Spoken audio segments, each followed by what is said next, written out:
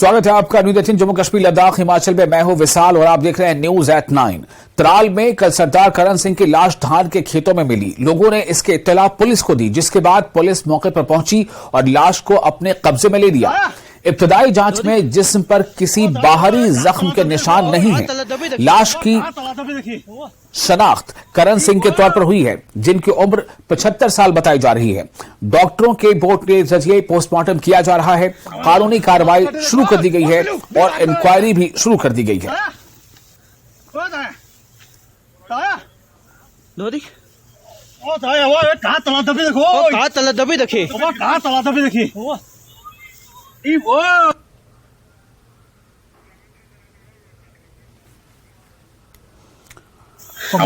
मार सटे देखो।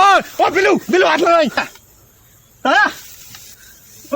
तो ये वो तस्वीर आप देख रहे हैं। आपको एक बार फिर से बता दें कि त्राल में कल सरदार करण सिंह की लाश मिली थी और बताया जा रहा है कि ये उनकी लाश जो है वो धान के खेतों में मिली। लोगों ने इसके इत्तला पुलिस को दी, जिसके बाद पुलिस मौके पर पहुंची है और पुलिस ने लाश को अपने कब्जे में ले लिया है। और इब्तदाई जांच में हालांकि इब्तदाई जांच में किसी भी तरह की जिस्म पर किसी बाहरी जख्म के निशान देखे नहीं जा पा रहे और नजर नहीं आ रहे। लाश की शनाख्त करण सिंह के तौर पर हुई है। बताया जा रहा है कि ये करण सिंह की लाश है जो धान के खेतों में मिली है, जिनकी उम्र 75 साल बताई जा रही है।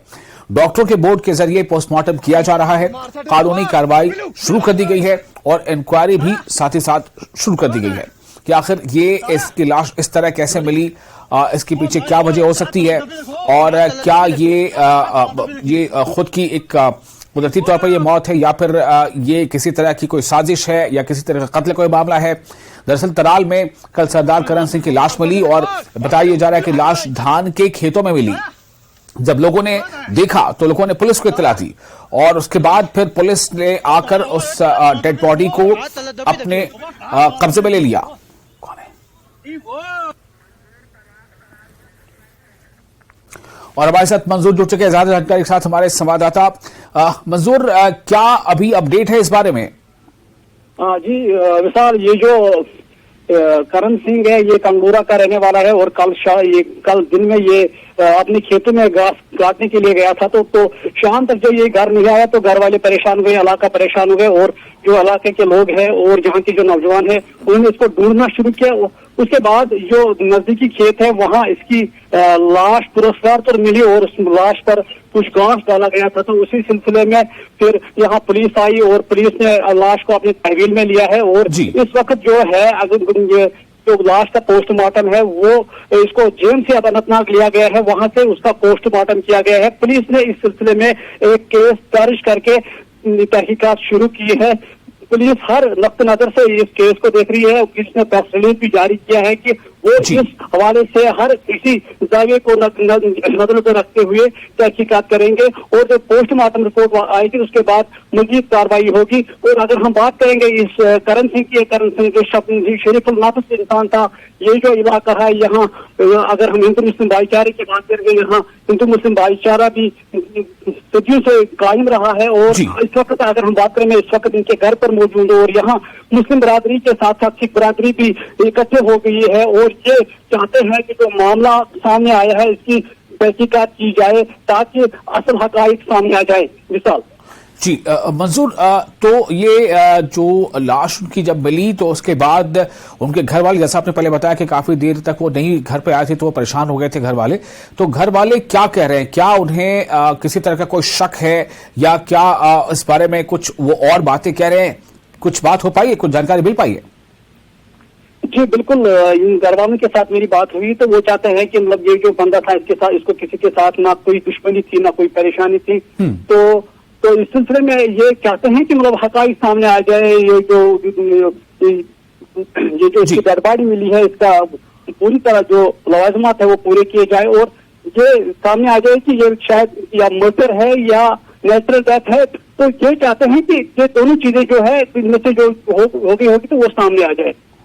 जी, एक और सवाल इससे जुड़ा ये है कि आप जैसा आपने बताया कि इनकी उम्र करीब 75 साल थी, तो इतनी उम्र में क्या घर वालों से कुछ पता चल पाया? क्या वो किसी आर्जे का शिकार थे कहीं कोई आर्जा जो है उनकी इस तरह से बात की कोई वजह तो नहीं है। और फिर अगर वो खेत में लाश मिली है तो और क्या किस तरह की बातें सामने आ रही हैं? जो पुलिस वाले लोग हैं वो क्या कह रहे हैं? पोस्टमार्टम तो होना अपनी जगह पे, पुलिस का प्राइमा फेसाई क्या कहना है? पुलिस का कहना है कि जो ये नेचुरल डेथ भी हो सकती है और बाकी चीजें वो देख रहे हैं। अगर मर्डर किया होगा तो उसके लिए पोस्टमार्टम किया बॉडी को लिया गया है। तो जो घर वाले हैं मतलब वो कहते हैं कि इसको किसी के साथ दुश्मनी नहीं है, लेकिन ये शक तो जाहिर किया जा रहा है कि शायद मर्डर है। तो वो ये यहाँ के जो लोग हैं ये चाहते हैं कि वो ये जो तहकीकात है वो जल्द शुरू होनी चाहिए और जल्द इसको मुकम्मल किया जाना ताकि जो हकाइक है वो सामने आ जाए। अभी हम यहाँ पर ही मौजूद हैं, मजीद भी हम घर वालों के साथ बात करेंगे, तो जो भी यहाँ से निकलेगा तो हम लोगों को बता देंगे। जी, तो इस वक्त वहां पर इलाके में माहौल किस तरह का आप देख पा रहे हैं? जी बिल्कुल, अगर यहाँ जो ये इलाका है, अगर हम इस इलाके की बात करेंगे, ये कंगूरा, इसके इर्द गिर्द जो गांव है वो मुसलमान गांव है और ये कंगूरा यहाँ मुसलमान के बीच में गांव है। और अगर हम यहाँ की बात करेंगे जो भाईचारा यहाँ पे है, भाईचारा यहाँ का माना जाता है। और इस वक्त जो मुसलमान है, जितने मुसलमान भी दुखी हैं उतने यहाँ के सिख भी दुखी है। यहाँ तहजीब के लिए मुसलमान भी आ रहे हैं, सिख भी आ रहे हैं और ये सब चाहते हैं कि दोनों फिरके चाहते हैं कि जो ये मामला हुआ है इसकी तहकीकात जल्द होनी चाहिए और हकाइक सामने आने चाहिए ताकि कल कोई परेशानी दरपेश ना हो। जी, शुक्रिया आपका मंसूर। आप इस खबर पर नजर बनाए रखें, इस बारे में जो भी अपडेट हो हम बाद में फिर आपसे लेंगे। तो एक बार फिर आपको बता दें कि त्राल में एक जो है एक डेड बॉडी सरदार करण सिंह की मिली है और वो उनकी जो डेड बॉडी जो लाश है वो खेतों में मिली है। लेकिन ये बड़ा जो है अभी एक सस्पिशियस मामला बना हुआ है। अभी पोस्टमार्टम होना है या यूं कह लें कि अभी हो रहा है, बट रिपोर्ट का इंतजार है। ये कई तरह की बातें की जा रही हैं। कुछ को लगता है कि कहीं ये उनकी कुदरती मौत है, कुछ को लगता है कि क्या ये किसी साजिश का शिकार हुए हैं, किसी ने किसी तरीके से इन्हें जो है इनकी जान ले ली है। ऐसे कई सवाल हैं जिसके जवाब के लिए हमें कुछ इंतजार करना पड़ेगा। आगे बढ़ते हैं। जम्मू कश्मीर के बाद अब लद्दाख में भी स्मार्ट मीटर को लेकर एहतजाज का सिलसिला शुरू हो गया है। खलस्ती के बाशिंदों ने अपने गांव में स्मार्ट मीटर लगाने पर सख्त एतराज जताया है। नंबरदार और सरपंच की क़यादत में गांव वालों ने एहतजाज किया और स्मार्ट मीटर लगाने की इजाजत नहीं दी। लोगों ने कहा कि इन्हें स्मार्ट मीटर के बारे में इल्म नहीं है और महकमा पीडीपी ने जो पीडीडी है उसने इन्हें स्मार्ट मीटर की तंसीब के बारे में आगाह भी नहीं किया और मीटर को पुराने मीटर से तब्दील करना शुरू कर दिया। न्यूज 18 से बात करते हुए पीडीडी एईई स्टैंजिन टोलजान ने कहा है कि दीगर कई गांवों में स्मार्ट मीटर तब्दील कर दिए गए हैं और इन्हें कहीं से कोई शिकायत नहीं मिली है। उन्होंने मजीद कहा कि इससे गैर कानूनी कनेक्शन चेक करने में मदद मिलेगी और सारिफ अपने मोबाइल पर इस्तेमाल की निगरानी भी कर सकता है। जुले तेने दक्षांगा खालसे कनेक्शन चिताइन तेने खालसे ना तेने तिरिंग स्मार्ट मीटर इंस्टॉलेशन का खो ऑब्जेक्शन चस्तोक तेने ऑब्जेक्शन बची चस्तन ते कना ता खालसे गोबस ऑब्जेक्शन मस्तान ले ngata ई स्मार्ट मीटर का ऑब्जेक्शन चस्तोक ची गुनसन जीवन जुले ग्रुप ले समय संगाला ता ngejarang न्यूज 18 लाने थुजी छे जुन ngejarang का शॉर्ट टाइम में ngejarang शो ते कवरेज चोचस पोलाले ngaje खालसे adiring तेने स्मार्ट मीटर लगाए सोंगले चीफ एजेंट देने ngata डिपार्टमेंट छोक ना चंग आचा अवेयरनेस कैंप जिंग मातांग ले डिपार्टमेंट छोक ngati गांव इन नंगो का तेने सरपंच पांच तेने ngati रिप्रेजेंटेटिव मंगबोत क्याले तेने खो जैसे ngacha थुक से तेने ngacha स्मार्ट मीटर लगाए चेन तेजुक सी खो चंग मालोले अचानक योंग से खो जमाना अचानक एक्सपोज ट्रांसफर पे ngacha विरोध चुस्पिने स्मार्ट मीटर खिलाफ ले संगमा संगाला ता news 18 pa sankan jiksmo palange sangma langai khalse pa sambe chona thukje che ju chanele dering ngejang akana tusping se lena skuchas pasking tapana thukje che yale achole daksa smart meter iskola tonsa nga do ju chara sangma sangala tangati ladakh spol da tuk mana baki jiksten nambo chhar dukane yulji no khala le ga ngata ngati amangun sonmala juli fating chose nai ngati kharchaun phingkane nokle daksa do jok salak jik smart meter jok development chakani do jok salak jik jagar gangmena matang ganjik jagar mumbai delhi mumbai wala matang ganjik ngati duru gomara tangos pochi rak jis panga samas ngala tale yagar pare duk niung la thezom sangsong ina chimin gana chiong chimet yang na ngati konsala la gyus yang na ngati ina ngati khakur patik chiang thugyus minuk jes pasana te yang thezom sisik de song yale thezom mi spang ina ngati ning daksa khoni ju chola ngata yonggo mang yuni nok ngata ina subsidy thobe sang snan ma ina daksa khoni yuang malak mani tung ju ji chokshi ka balap chi tangna telang ina smart meter tak se mirik gompa community halta mana borang le khone da balap khap chutuk chutuk chenok te kana ina le ngajai kana ngaji ka power grid chola ngaji rama chuluk sosat pen te jana khone yu molspin ija subsidy ang thoben ija ina le ei ka lajnang ija class 40 lajna kangpa ija khalse pa yang nge khori yul sama thoben tusuk syang chang meda lang ina le dringa ja changmai ka tenna mane gobnun gomane phala yong jale tenna pianga ja changmai goma tyo juspin daksa goba sai mola chola lada gomda sal le sal karusa sal te तीन महीने तक जो भी जुकान बुझ जिस तरह से खालसी निवासियों के बीच में जो स्मार्ट मीटर को लेके कुछ ऑब्जेक्शन था उसी को जो सुलाने के लिए यहाँ पर हमारे साथ पीडीडी के एडब्ल्यू तोल्दन साहब गाँव वाले के साथ मीटिंग किया तो गाँव वाले का ये मेन शिकायत है कि उनको अवेयरनेस नहीं दिया गया स्मार्ट मीटर के बारे में। आपका क्या कहना? हाँ जी, स्मार्ट मीटर बेसिकली हमने लद्दाख में पूरा यूटी लद्दाख को स्मार्ट मीटर इम्प्लीमेंटेशन करने के लिए ministry of power government of India की तरफ से डायरेक्शन आया है। वो स्पेशल डेवलपमेंट पैकेज में ये इम्प्लीमेंट कर रहा है पूरे लद्दाख को, जबकि इसमें से हमें कारगिल में 1500 मीटर अभी लग चुके हैं और लेह डिस्ट्रिक्ट में भी 1600-1700 मीटर अभी तक लग चुके हैं। तो इनमें से सबसे पहले हमने आलची विलेज को सबसे पहले हमने चुना है। जो स्मार्ट मीटर से जो आपने जिक्र किया उसका बिल जनरेट करके आपने कंपैरिजन किया जो पुराने डिजिटल मीटर? हाँ, पुराने मीटर के साथ हमने अभी कंपैरिजन किया है। बिल्कुल आप सही बोल रहा है, तो वो मीटर बिल्कुल सही चल रहा है, इसमें कोई मीटर में कोई कंप्लेंट नहीं है। तो इसका मैं फायदा भी बताता हूँ। इसमें फायदा ये है कि उसको अपने डे टू डे जो घर में अभी लोड चल रहा है उसको अपने मोबाइल के जरिए अपने स्मार्टफोन के जरिए उसको मॉनिटर कर सकते हैं कि मेरे घर में 10 किलोवाट चल रहा है, 5 किलोवाट चल रहा है या 2 किलोवाट चल रहा है। सपोज फॉर एग्जांपल मैं कहीं बाहर हूँ दिन में, तो अभी मेरे घर में कोई लोड चला होगा, कोई स्विच ऑन होगा, मेरा कोई लाइट स्विच ऑन होगा, फ्रिज स्विच ऑन होगा जो अननेसेसरी है, दिन में नहीं चलना चाहिए। जो टीवी स्विच ऑन होगा वो मुझे दिन में पता चल जाएगा कि मेरे घर में ये स्विच ऑन है, इसलिए इमीडिएटली हम घर में फोन करके हम बता सकते हैं कि ये अननेसेसरी यहाँ पे चल रहा है, दिन में जो जबकि जरूरत नहीं है उसको हम बंद करके हम अपने घर वालों को बता सकते हैं। तो ये एक तो ये फायदा हुआ। सेकेंडली डिपार्टमेंट के लिए ये फायदा है कि हमें अभी मीटर रीडिंग जो पुराना मीटर भी डिजिटल मीटर है, ये भी डिजिटल मीटर है, लेकिन फर्क है कि ये स्मार्ट है। स्मार्ट इन द सेंस कि ये कम्युनिकेट करते हैं, ये SMS या मैसेज भेजते हैं हमें। सर आखिर में संक्षेप में जो कनेक्टिविटी यहाँ लद्दाख में इश्यू रहता है, ये स्मार्ट मीटर फिर इस पे कैसे इस पे ऊपर इफेक्ट है? इसमें कम्युनिकेशन का 2 वे है। इसमें एक RF बेस है, एक GSM है। GSM वाला मोबाइल नेटवर्क पे है, वो हमें खासकर लेह में 15,000 कंज्यूमर को टारगेट किया है जो हमें GSM स्मार्ट मीटर लगाएंगे। बाकी रूरल एरिया में बहुत सारे ऐसा जगह है जहाँ पे नेटवर्क है ही नहीं, लेकिन वहां पे भी स्मार्ट मीटर हमने लगाना है, लेकिन वहां के लिए हमें रेडियो फ्रीक्वेंसी बेस का एक स्मार्ट मीटर है, वो रूरल एरिया में लगना है। और फिलहाल एक छोटा सा ब्रेक लेते हैं, ब्रेक के बाद खबरों का सिलसिला जारी रहेगा।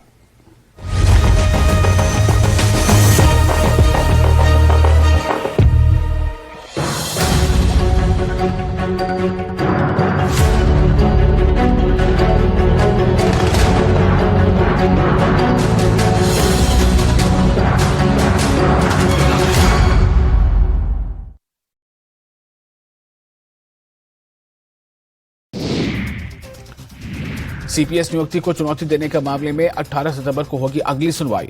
हिमाचल प्रदेश हाईकोर्ट ने जारी किया आदेश, अब सभी सीपीएस समन सर्विस माने जाएंगे। छात्रवृत्ति घोटाले में ईडी की बड़ी कार्रवाई। ईडी ने हिमाचल से 4 लोगों को किया गिरफ्तार। आरोपियों को 5 दिन के ईडी रिमांड पर भेजा गया। ईडी ने 31 मार्च 2022 को 4 करोड़ 42 लाख रुपए किए थे अटैच। सीबीआई पहले से कर रही है मामले की जांच।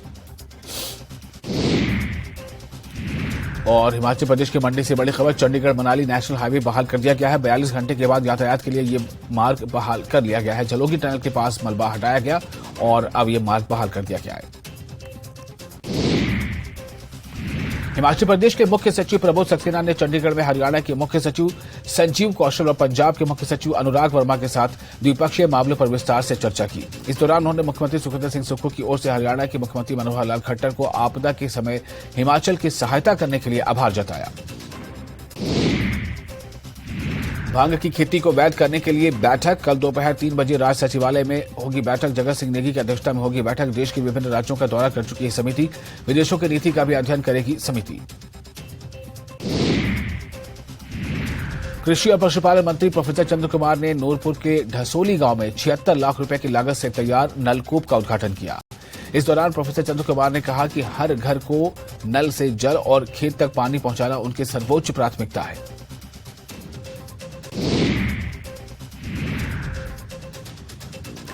कुल्लू विधानसभा क्षेत्र में शोभला साथी ट्रस्ट ने आपदा प्रभावित 200 गरीब परिवारों को राहत सामग्री बांटी। इस ट्रस्ट के मुख्य ट्रस्टी सीपीएस सुंदर सिंह ठाकुर ने उन्होंने कहा कि कुल विधानसभा क्षेत्र से विधायक बनने के बाद उन्होंने क्षेत्र के गरीब लोगों की मदद करने के लिए पारिवारिक शोभला साथी ट्रस्ट बनाया था, जिसमें विधानसभा से मिलने वाले वेतन को इस ट्रस्ट के माध्यम से जनता की सेवा के लिए खर्च किया जाता है।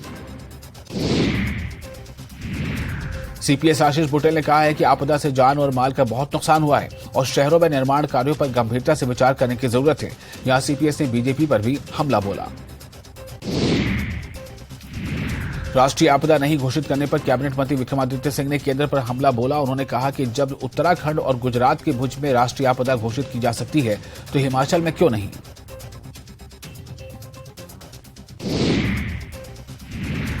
18 आयुर्वेदिक चूर्ण, पेट सफा तो हर रोग दफा।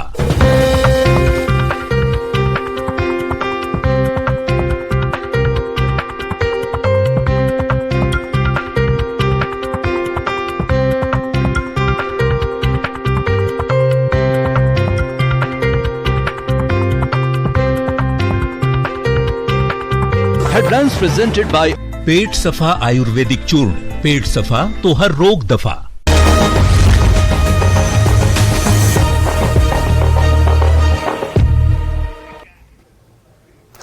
ब्रेक के बाद एक बार फिर आपका स्वागत है न्यूज 18 जे के लिए। इस पर आप देख रहे हैं न्यूज एट 9। खलाई मिशन इसरो यानी इंडियन स्पेस रिसर्च ऑर्गेनाइजेशन के खालिक विक्रम साराभाई ने अपनी रिसर्च सयाहती मकाम गुलमर्ग में सतह समंदर से 13,000 फुट की बुलंदी पर वाक़े अफरवट की चोटी पर मुकम्मल की थी और इसके बाद गुलमर्ग में ही एक साइंसी लेबोरेटरी का संग बुनियाद रखा। यह दुनिया की वाहिद ऐसी लेबोरेटरी है जो इस कदर बुलंदी पर वाक़ है, जहां आज पूरा मुल्क चंद्रयान मिशन के कामयाब तजुर्बे की खुशी मना रहा है और इस चंद्रयान में रोबोट गाड़ी का नाम भी विक्रम रखा गया है। गुलमर्ग में सैरो तफरीह की गरज से आए हुए सयाहों ने यह जानकर खुशी का इजहार किया। अफरवट नामी चोटी पर अमेरिका से आए हुए सयाहों के साथ खास बातचीत की हमारे नुमाइंदे मुनीर हुसैन हुर्रा ने। न्यूज़ 18 में आपका खैर मकदम। मैं हूं मुनीर हुसैन हुर्रा। जैसा कि आपने देखा है कि चंद दिन पहले जो चंद्रयान 3 मिशन कामयाब तजुर्बा रहा है और उन्होंने चांद पे लैंडिंग की है, तो काफ़ी सारे लोग जो हैं यानी पूरा देश जो है वो खुशी से फूले नहीं समा रहे हैं। और इसी सिलसिले में हमारे साथ कुछ लोग हैं, ये इंडियन हैं मगर ये अमेरिका में रह रहे हैं, खुद साइंस के साथ वाबस्ता रहे हैं और इनकी खुशी है आज। और क्योंकि चंद्रयान की अगर हम बात करें, क्योंकि इसरो के जो फाउंडर है जो विक्रम साराभाई है, उन्होंने इसी अफरवट पीक पे उन्होंने अपनी रिसर्च की है। और आप बताएं, क्योंकि आज जो विक्रम साराभाई उन्होंने रिसर्च यहाँ पे की है, कितनी खुशी हुई। तो उन्होंने रिसर्च यहाँ पे की है इसी गुलमर्ग के अफरवट पीक पे, क्या कहें? हम बहुत प्राउड फील करते हैं कि इंडिया ने ये चंद्रयान का सक्सेसफुल मिशन किया। लेकिन जब मैं यहाँ आया तो मेरे को मालूम नहीं था कि विक्रम साराभाई ने यहाँ कॉस्मिक रे पे रिसर्च की हुई थी और उनकी लेबोरेटरी यहाँ है। तो मैं ये बोलूँगा कि सबको यहाँ आना चाहिए। ये जगह ऐसी है जहाँ हम खड़े रह के प्राउड हो सकते हैं एज ए इंडियन, बिकॉज यहाँ कॉस्मिक रे की शुरुआत हुई थी और Vikram Sarabhai is the founder. तो हाँ, यहाँ आना चाहिए और सब प्राउड करेंगे। I am very proud that I am standing at the spot where he came and did his research on the mountain. Science से अमेरिका में किस फील्ड में आप काम कर रहे थे? मैंने न्यूक्लियर फिजिक्स किया था, फिर मैं मेडिकल फिजिक्स किया। तो मैं रेडिएशन ऑन्कोलॉजी और इमेजिंग में काम करता था। मैंने 54 इयर्स काम किया और पिछले साल ही मैंने रिटायरमेंट लिया है। बहुत नसीब वाला हूँ कि मेरे को यहाँ आना मिला। और मेरे को मालूम पड़ा कि विक्रम साराभाई ने यहाँ रिसर्च की थी। तो इट्स अ प्राउड मोमेंट कि you are standing on ground zero. कितनी खुशी हुई आज आपको? देखिए, ये तो बहुत ही खुशी की बात है हमारे देश के लिए। और दूसरी बात ये है कि अवेयरनेस होनी चाहिए, जैसे आपने बताया, हमें मालूम नहीं था। तो यहाँ के गाइड वगैरह को ये चीज़ जाननी चाहिए और उन्हें सारे लोगों को बताना चाहिए। ये मुझे लैकिंग लगा कि ये बात हमें क्यों नहीं मालूम थी, आपने मिलते तो हमें मालूम नहीं। तो ये बात मेरे दिल में ये आता है कि इन लोगों को पता होना चाहिए और इन लोगों ने सबको बताना चाहिए। जी, आप अपनी व्यूज बताएं, क्या कहेंगे आप उस हवाले से जो विक्रम साराभाई ने यहाँ पे रिसर्च की है? आई am so happy, I am Gujarati and he is a Gujarati and I am glad he did it. So I am proud being a Gujarati person and he did and I am proud of being a Gujarati and oh my God. मैं news 18 को बता देता हूँ, इतने अच्छे आदमी है, इन्होंने हमें ये विक्रम साराभाई का रिसर्च का बताया। अगर हमको ये नहीं बताते तो हमको मालूम ही नहीं पड़ता। So I am very proud to associate with you. You are a gentleman and a scholar. I am so happy that I met you and I am so proud where I am standing right now. Kashmir जिंदाबाद। Thank you sir. तो नाज़रीन, आपने सुना है कि किस तरह उन्होंने कहा कि उन्हें खुशी है, आज उन्हें इंतहाई मसरत हुई है कि ये जानकर और हमें आगे बढ़ना चाहे और इस तरह आगे रिसर्च करनी चाहिए। न्यूज़ 18 जम्मू कश्मीर के लिए मैं अफरवट गुलमर्ग से मुनीर हुसैन हुर्रा। और डोडा पुलिस ने UAPA एक्ट के तहत पाकिस्तान से काम करने वाले डोडा के LET और HM कमांडरों समेत 8 आला दर्जे के दहशतगर्दों पर चार्जशीट दाखिल किया है। सेक्शन 299 CRPC के तहत चार्जशीट दाखिल की गई है। यह दहशतगर्द वो है जो इस वक्त POK से काम कर रहे हैं और जिला डोडा और सूबा जम्मू के दीगर हिस्सों में दहशतगर्दी को जिंदा रखने के लिए दहशतगर्दी का मॉड्यूल चला रहे हैं। पुलिस स्टेशन ठठरी में लश्कर तैयबा के आला दर्जे के दहशतगर्द मोहम्मद अमीन, HM दहशतगर्द जाकिर हुसैन, लश्कर तैयबा के दहशतगर्द अब्दुल हई, आला दर्जे के दहशतगर्द मोहम्मद हुसैन खतीब, HM दहशतगर्द अता मोहम्मद, मोहम्मद शफी, माजिद हुसैन, अबू जिहाद पर चार्जशीट दाखिल की गई है।